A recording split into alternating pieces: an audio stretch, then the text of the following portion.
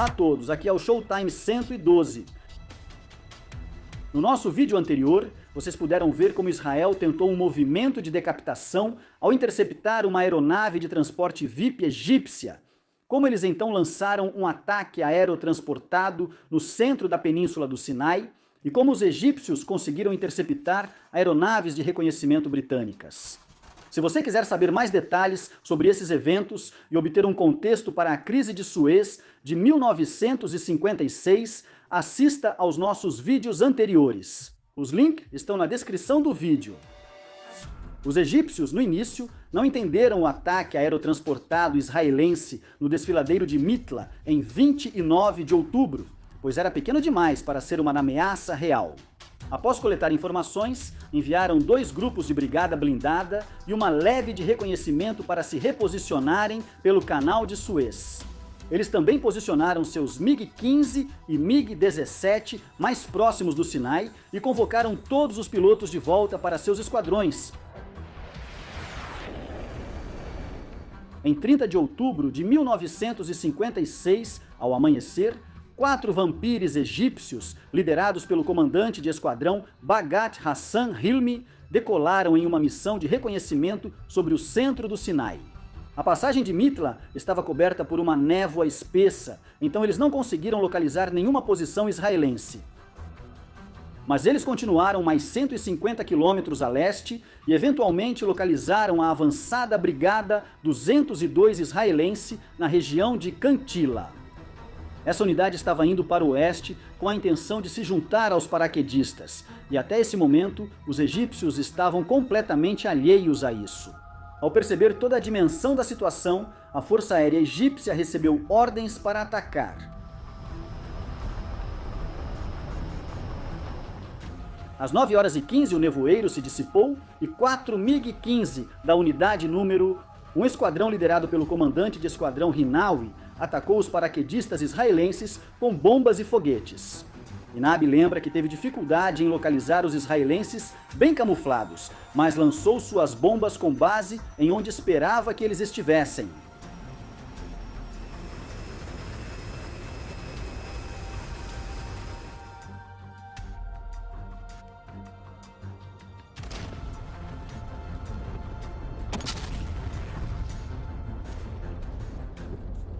Depois avistou algumas posições e as atacou com metralhadoras. Um Piper Cub israelense, uma aeronave leve, foi destruído no solo nesse ataque. Seu piloto, Moshe Bokai, estava prestes a decolar com um paraquedista ferido. Mas quando seu avião pegou fogo devido ao ataque, ele pulou para fora e conseguiu evacuar o homem ferido com sucesso.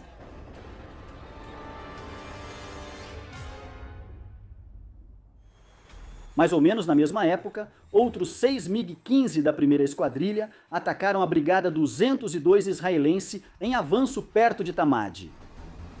Eles bombardearam e metralharam, fazendo 3 passagens cada um.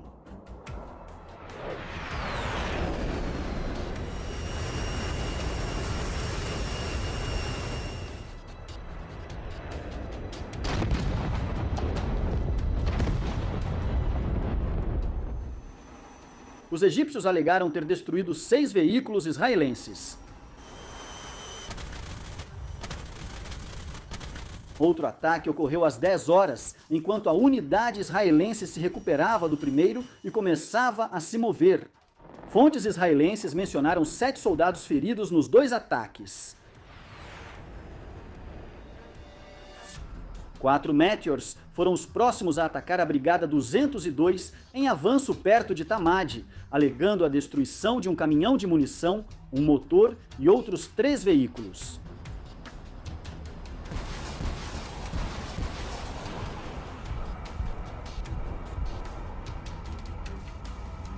A coluna israelense só voltou a se mover à 1 da tarde. A princípio, parecia que a Força Aérea israelense estava ausente e não conseguia cobrir suas tropas terrestres. Caças israelenses patrulhavam em alta altitude, mas, distantes das bases aéreas, só podiam ficar pouco tempo em patrulha. No caso do desfiladeiro de Mitla, cerca de 10 minutos, isso deixava longos períodos sem qualquer cobertura, o que os egípcios souberam aproveitar muito bem.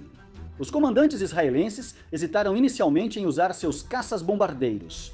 A doutrina israelense priorizava a superioridade aérea antes do apoio aéreo aproximado, mas restrições políticas impediram alcançar essa superioridade. Somente os Misters eram enviados sobre o passo de Mitla, pois os outros modelos israelenses eram inferiores aos MiGs egípcios. Como a Força Aérea Egípcia seguia pressionando os paraquedistas e outros locais, eles acabaram mudando de ideia. Por volta do meio-dia, os Huragãs uniram-se aos Misters sobre o Sinai. O 6º Batalhão de Infantaria Egípcio foi o primeiro a sofrer com o poder dos caças-bombardeiros israelenses, tendo grandes perdas e veículos destruídos. Os MiGs egípcios estavam no ar, mas não conseguiram impedir o ataque. A unidade terrestre egípcia continuou a pé, atrasando seriamente o contra-ataque contra o 890 ou Batalhão Paraquedista Israelense, em Mitla.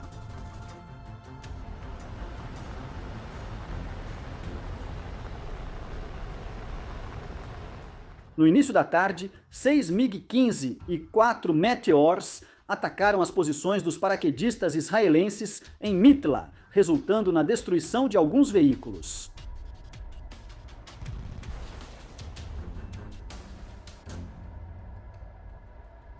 Dois caças israelenses apareceram e enfrentaram os MiGs. Uma batalha se desenvolveu, mas nenhum dos lados conseguiu atingir o outro.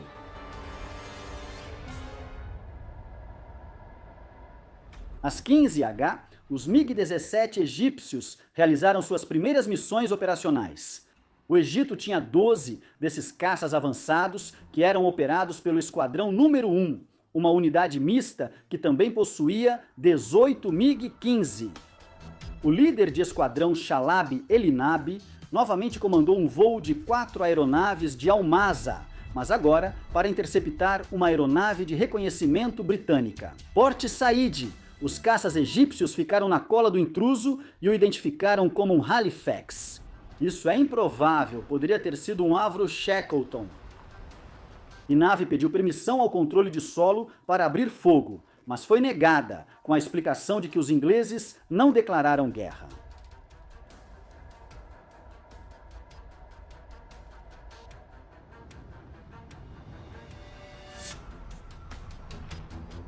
Por volta das 16 horas, a Força Aérea Egípcia conquistou sua primeira vitória aérea confirmada neste conflito. 4 MiG-15 do Esquadrão número 30 estavam retornando de um ataque contra a Brigada 202 israelense perto de Tamad. No caminho de volta, eles encontraram o Piper Cub pilotado por Benjamin Kahane.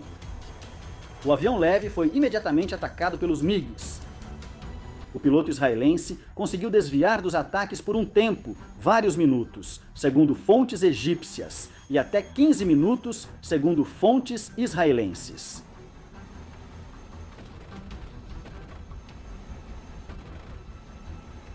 Mas, eventualmente, o líder do voo egípcio, Nazi Khalifa, conseguiu atingir o Piper, que caiu e matou o piloto.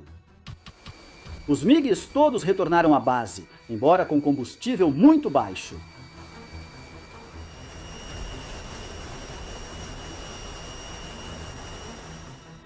Após a forte reação da Força Aérea Egípcia contra as tropas israelenses, a Força Aérea Israelense precisou criar um sistema de cobertura aérea e apoio terrestre.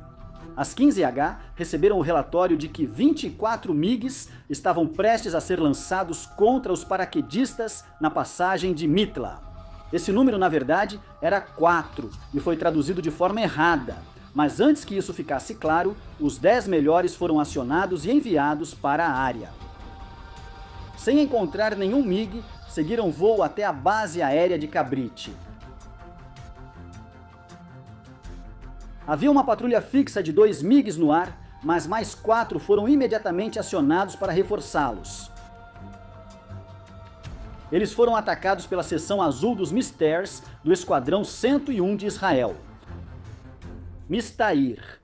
O piloto Yosef Zouk teve sucesso na primeira passagem e um dos MiGs egípcios foi abatido enquanto subia, com seu piloto conseguindo ejetar com sucesso.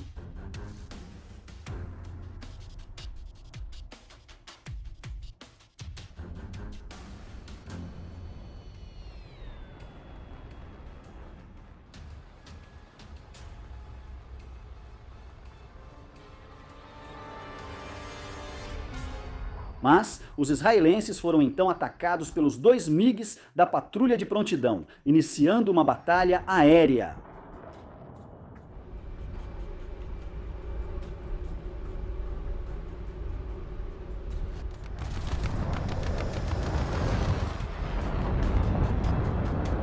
O coronel Bojenko, conselheiro soviético que presenciou o combate, relatou que os primeiros pilotos egípcios eram inexperientes.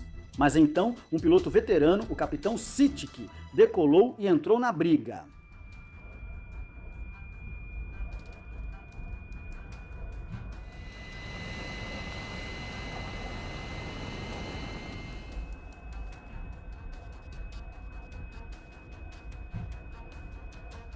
Sitik atacou o Mystère, que evitou seus disparos.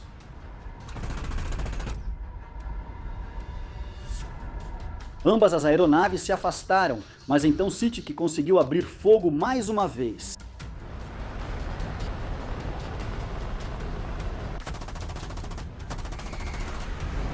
O piloto israelense, claramente experiente, mais uma vez evitou os disparos de Sitik. Na terceira tentativa, o piloto egípcio finalmente conseguiu atingir o Mystère, danificando sua asa.